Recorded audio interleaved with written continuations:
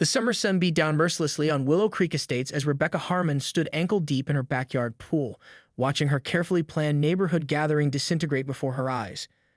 Just 20 minutes earlier, everything had been perfect. The aquamarine water glittered invitingly, colorful floats bobbed gently on the surface, and the aroma of grilling burgers mingled with the scent of sunscreen and chlorine. Now, Rebecca found herself staring at the gate where Cynthia Blackwell, the self-appointed queen of the Homeowners Association, stood with her arms crossed and a cease and desist letter clutched in her manicured hand. "You're in violation of at least 4 different HOA bylaws," Cynthia announced loudly enough for all 20 guests to hear. Her voice carried across the yard with practiced authority. Noise ordinances, improper use of recreational facilities, unauthorized gathering size, and she gestured dramatically at the string of colorful paper lanterns Rebecca had hung that morning. Unapproved exterior decorations. Rebecca felt her cheeks flush with embarrassment and anger. This was supposed to be her moment, her first official event since moving to the neighborhood 3 months ago. After weeks of polite waves and casual hellos, she finally worked up the courage to invite her neighbors over for an afternoon pool party. Now Cynthia was determined to shut it down. "I reviewed the HOA handbook before planning this," Rebecca replied, stepping out of the pool and reaching for a towel. Water dripped from her sundress as she approached Cynthia. "There's nothing in there about needing approval for a small gathering of neighbors." Several guests exchanged uncomfortable glances. Rebecca noticed a few people quietly collecting their belongings, clearly not wanting to be caught in the middle of a neighborhood dispute. Her heart sank. "Perhaps you didn't read Section 12, Paragraph 3, Cynthia said with a thin smile. "Any gathering exceeding 15 individuals requires board approval at least 14 days in advance." She glanced around, silently counting. "I see at least 20 people here." What Cynthia didn't know was that Rebecca had spent 15 years as a corporate lawyer before deciding to open her own practice in this quiet suburban community. Rebecca might be new to the neighborhood, but she wasn't new to intimidation tactics. "That's interesting," Rebecca said, keeping her voice level, "because I have the most recent version of the bylaws right here." She walked over to a nearby table and pulled out a binder she had prepared, color-coded tabs marking relevant sections. The 15-person limit was removed during the amendment process last year. A flicker of uncertainty crossed Cynthia's face, quickly replaced by determination. "As current HOA president, I can assure you." "You're not the president anymore," interrupted Marcus Chen, Rebecca's next-door neighbor who had been quietly manning the grill. "The board voted you out last month after the landscaping fund discrepancy." A heavy silence fell over the gathering. Rebecca had heard whispers about financial irregularities in the HOA, but hadn't realized they involved Cynthia directly. Cynthia's face hardened. "That vote was procedurally invalid. I call an emergency meeting for this evening to address these baseless accusations." "Is that the meeting you've been texting everyone about?" asked Diane Thompson, an elderly woman who had been floating peacefully on an inflatable lounge chair moments earlier. "The one at the community center at 6 o'clock. "Yes," Cynthia replied curtly. "Attendance is mandatory for all homeowners." Rebecca exchanged a glance with Marcus, who gave her a subtle nod. Something wasn't right about this situation. Why was Cynthia so determined to shut down a simple neighborhood gathering? And why was she insisting on an emergency meeting the same evening? Little did Rebecca know that by sunset, she would find herself in the community center parking lot watching a sheriff escort Cynthia from the premises, and that the secrets of Willow Creek Estates ran much deeper than questionable HOA regulations. Rebecca's pool party had disbanded by 4 o'clock, much earlier than planned. Though she had successfully defended her right to host the gathering, Cynthia's unwelcome appearance had cast a shadow over what should have been a carefree afternoon. As Rebecca stacked unused paper plates and collected half-empty cups, she couldn't shake the feeling that something significant was unfolding in Willow Creek Estates. "Don't let her get to you," Marcus said, helping Rebecca fold the patio umbrella. "Cynthia's been pulling stunts like this since she moved in 5 years ago." Rebecca wrapped leftover burgers in foil and sighed. "It's not just about the party. Did you see how desperate she was to shut us down? And this emergency meeting tonight, something doesn't add up." Marcus lowered his voice, though they were alone in Rebecca's backyard. "You're right to be suspicious. The HOA finances have been questionable for months. Missing landscaping funds, unexplained administrative fees, special assessments that never seem to result in actual improvements." He gestured toward the community park visible beyond Rebecca's fence. That playground equipment was supposed to be replaced last spring. The money was collected, but nothing happened. And Cynthia was in charge of all this? Rebecca asked, her lawyer instincts awakening. "Technically, yes, but the HOA board is supposed to provide oversight. Problem is, Cynthia has had the board wrapped around her finger for years." Marcus checked his watch. "Until recently, that is. Some of us started asking questions after the last quarterly statement showed a $30,000 shortfall. Rebecca's eyebrows shot up. That's substantial for a neighborhood this size. Exactly. That's when we called for a special election and voted her out. Marcus frowned. But she's disputing the results on a technicality, claiming insufficient notice was given for the meeting. As they finished cleaning, Rebecca's phone buzzed with a text message. It was from Diane Thompson. Asterisk, something you should see before tonight's meeting. Can you stop by? 47 Oakwood Lane. ASAP asterisk. 30 minutes later, Rebecca found herself sitting in Diane's meticulously kept living room, surrounded by financial documents spread across an antique coffee table. Before I retired, I was a forensic accountant for the IRS, Diane explained, adjusting her reading glasses. Old habits die hard. When something doesn't add up, I start digging. She pointed to a stack of bank statements. These are copies of the HOA accounts for the past 2 years. Rebecca leaned forward. How did you get these? I was the treasurer before Cynthia convinced the board that my methods were too old-fashioned. She installed her friend Paula as treasurer instead. Diane's eyes twinkled. But Paula isn't particularly tech-savvy. She never changed the password to the online banking portal. As Rebecca examined the statements, a pattern quickly emerged. Regular transfers from the HOA account to a business called Blackwell Property Maintenance. Small enough amounts to avoid scrutiny, but frequent enough to sum to over $75,000 in the past year alone. Let me guess, Rebecca said. Blackwell Property Maintenance is owned by Cynthia's husband, Diane confirmed, for services that were either never performed or grossly overcharged. Rebecca flipped through invoices for landscaping, pool maintenance, and security services, all at rates far above market value. This is textbook embezzlement. The previous board members rubber-stamped whatever Cynthia put in front of them, Diane explained. Most people are too busy to read the fine print. But after the playground funds disappeared, people started paying attention. Rebecca checked the time. The meeting starts in an hour. What's Cynthia's plan? My guess? She's hoping to invalidate the recent election and reinstate herself before these documents become public knowledge. Diane handed Rebecca a USB drive. Everything's on here, including emails where Cynthia directed Paula to make the transfers. As Rebecca stood to leave, Diane grabbed her arm with surprising strength. Be careful, dear. Cynthia's not just fighting for her reputation. She could be facing criminal charges if this gets out. She's cornered, and that makes her dangerous. Rebecca tucked the USB drive into her pocket, her mind racing. In less than 3 months, she had gone from newcomer to potentially exposing a significant financial scandal. She thought about the look in Cynthia's eyes earlier that day, not just annoyance at a noisy pool party, but fear. The fear of someone watching her carefully constructed facade crumble. As she walked back home to change for the meeting, Rebecca's phone buzzed again. An unknown number. The text was brief. Asterisk, back off while you still can. You don't know who you're dealing with, asterisk. The Willow Creek Community Center was already buzzing with activity when Rebecca arrived 15 minutes before the scheduled meeting time. She had changed into a crisp navy blazer and slacks, her courtroom attire, and carried a leather portfolio containing printouts of the most damning documents from Diane's USB drive. The threatening text message still weighed on her mind, but rather than intimidating her, it had only strengthened her resolve. Rebecca noticed immediately that Cynthia had arranged the room like a courtroom, with a long table at the front where she sat with 3 people Rebecca recognized as her most loyal supporters on the old board.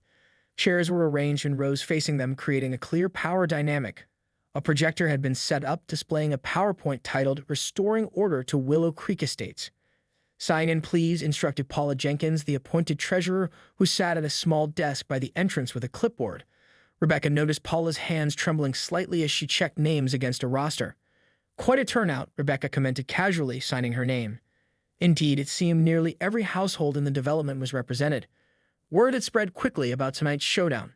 As Rebecca found a seat in the second row, Marcus slid in beside her. Cynthia's been here since 5, setting everything up, he whispered. She's got Robert's Rules of Order printed out and highlighted. She's planning something procedural. Rebecca nodded. Classic tactic. Overwhelmed with formality and parliamentary procedure to confuse the opposition. She'd seen similar strategies in corporate boardrooms throughout her career. At precisely 6 o'clock, Cynthia called the meeting to order with 3 sharp raps of a gavel. Thank you all for coming to this emergency session, Cynthia began, her voice carrying the practiced authority of someone accustomed to being in charge. As many of you know, there have been concerning developments regarding the leadership of our homeowners association. For the next 20 minutes, Cynthia delivered a meticulously prepared presentation about procedural irregularities in the recent election that had removed her from power.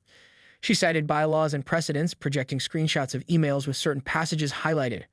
Her argument hinged on the claim that insufficient notice had been given for the special election meeting, rendering the results invalid. Therefore, she concluded, I move that we nullify the results of the April 12th vote and restore the previous board until proper elections can be held in September.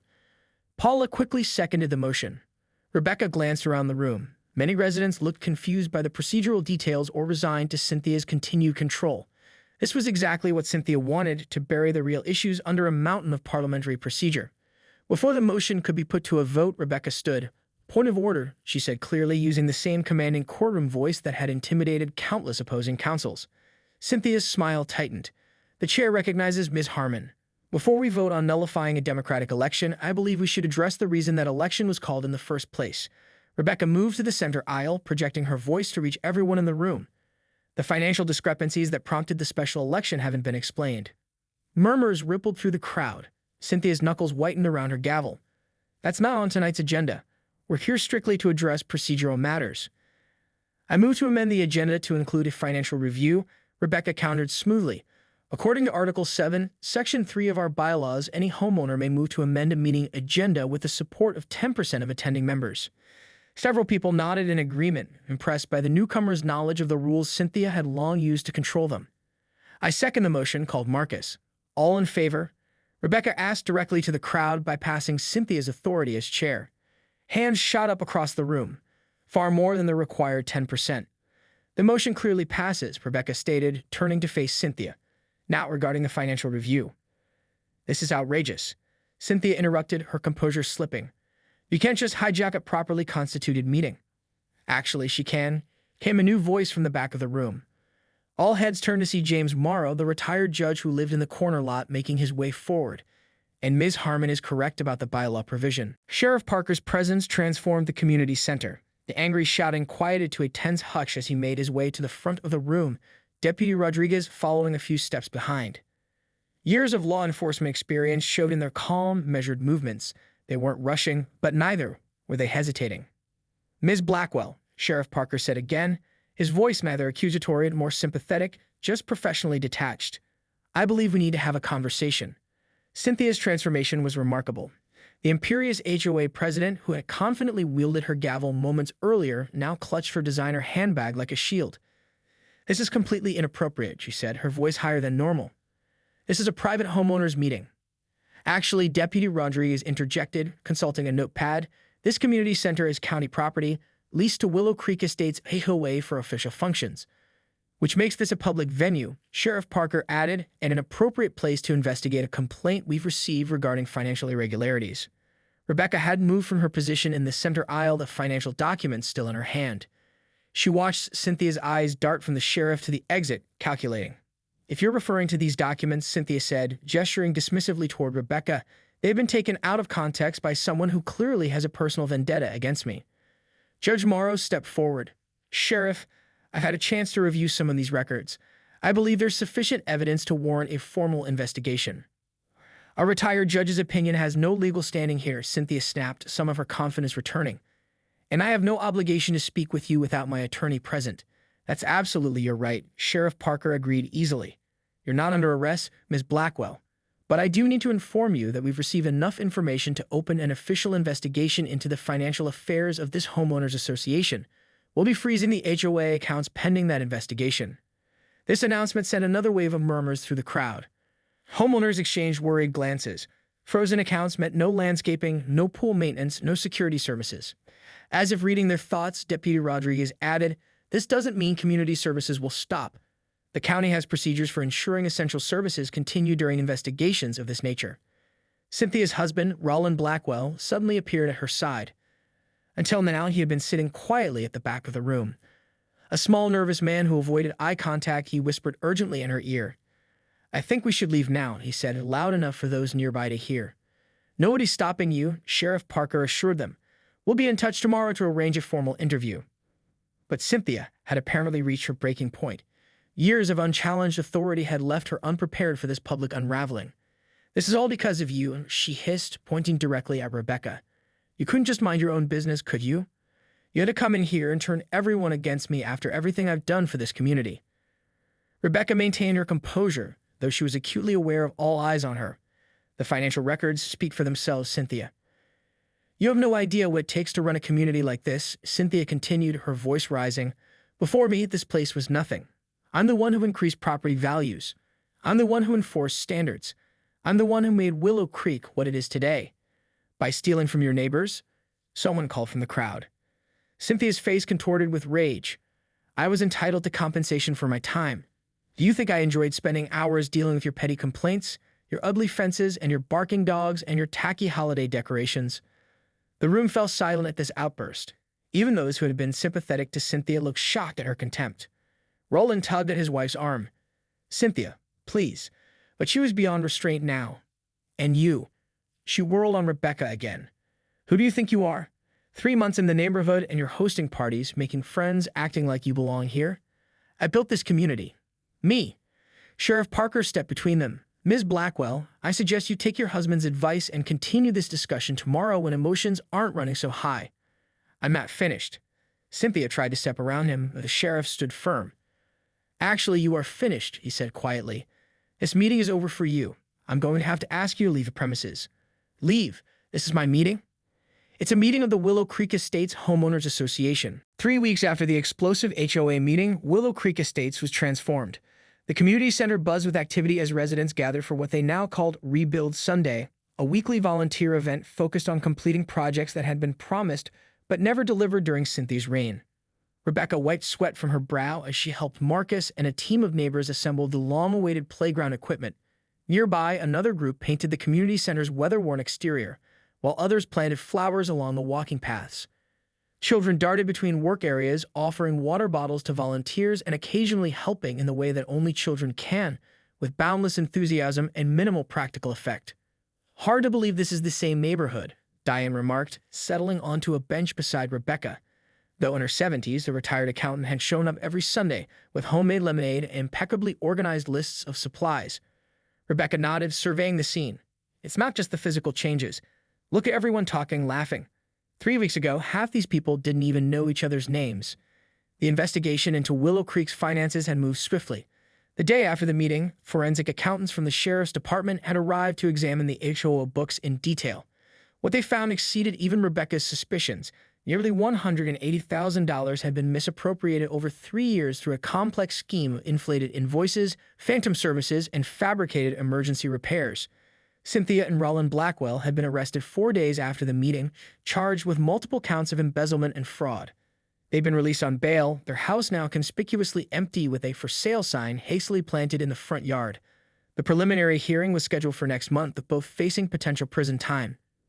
Did you hear about Paula? Diane asked, lowering her voice despite the ambient noise. Rebecca shook her head. She's agreed to testify against the Blackwells in exchange for immunity. Apparently, she has emails going back years. She was afraid to come forward before. This wasn't surprising. Rebecca had sensed Paula's nervousness that night, the way her hands trembled as she managed the sign-in sheet. Fear was a powerful motivator for silence, and Cynthia had wielded fear effectively. Speaking of mail, Diane continued, pulling an envelope from her pocket. This came for you yesterday. It was delivered to my house by mistake. Rebecca recognized the return address immediately. Her former law firm in the city. The letter inside was brief but significant. Her old boss was offering her a partnership complete with corner office and substantial salary increase. They'd heard about her handling of the Willow Creek situation through a mutual acquaintance, Judge Morrow, she suspected, and were impressed by her ability to manage complex situations with legal precision and personal diplomacy. 6 months ago, this offer would have been a dream come true. Now, Rebecca wasn't so sure. Good news? Diane inquired, noting Rebecca's thoughtful expression. A job offer. Back in corporate law. Diane nodded, understanding without further explanation. And will you take it? Rebecca folded the letter carefully.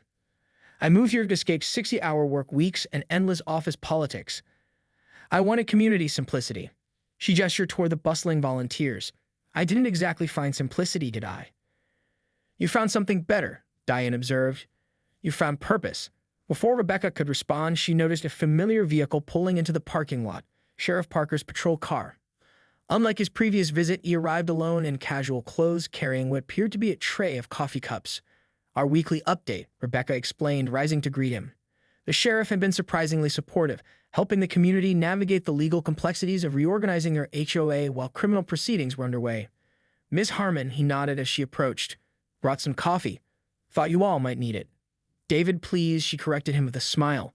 They'd moved to first names after the third meeting about frozen assets. And thank you. It's much appreciated. He surveyed the activity around them, clearly impressed. You've accomplished a lot in 3 weeks. The county's emergency services fund helped, Rebecca acknowledged. But mostly it's been neighbor helping neighbor. They'd walked together toward a folding table that served as the day's command center, Sheriff Parker distributing coffees along the way. Rebecca noticed how easily he chatted with the residents, many of whom now greeted him by name. The initial tension of his official presence had evolved into something more comfortable. He had become part of the community's recovery.